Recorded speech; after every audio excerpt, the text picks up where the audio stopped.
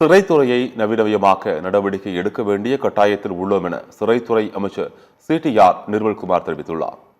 சென்னை புழல் சிறைகள் ஆய்வு மேற்கொண்ட பின் செய்தியாளர்களை சந்தித்த அவர், கைதிகளுக்கு உறவினர்கள் கொடுக்கும் பொருட்களை ஸ்கிரீனிங் செய்ய நடவடிக்கை எடுக்கப்படுவதாக கூறினார்.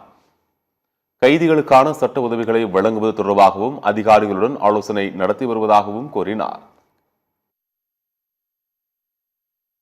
சொந்தக்காரங்களுக்கு எந்த உதவி இல்லாமல் அவங்களுக்கு எந்தவித சப்போர்ட் இல்லாமல் இருக்காங்க. ஸோ அவங்களுக்கு ரிமாண்ட் அந்த காலங்களை தாண்டி இருக்கிறவங்களுக்கு இப்போ தேவையான சப்போர்ட் கொடுக்க முடியும்னு பார்க்குறோம்.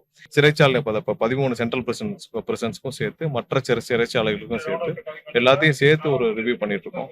இன்னும் என்னென்ன தேவைகள் இருக்கு, ஏன்னா மாடர்னைசேஷன் பண்ண வேண்டிய காலகட்டத்தில் இருக்கும். சிறையில் வர்ற ரிமாண்ட் பிரிசனர்ஸ் மற்றவர்களையும் டிஜிட்டலைஸ் பண்ணி யார் யார் வர்றாங்க என்னன்றதை நம்ம கணக்கீடு செய்ய வேண்டிய கட்டாயத்தில் இருக்கும். ஏன்னா எந்த தவறுகளும் நடக்கக்கூடாது, சிறைச்சாலைகளில் தவறுகளும் நடக்கக்கூடாது, எந்தவித கைதிகளும் முறைகேடாக எதையும் உள்ள கொண்டு வந்துடக்கூடாது.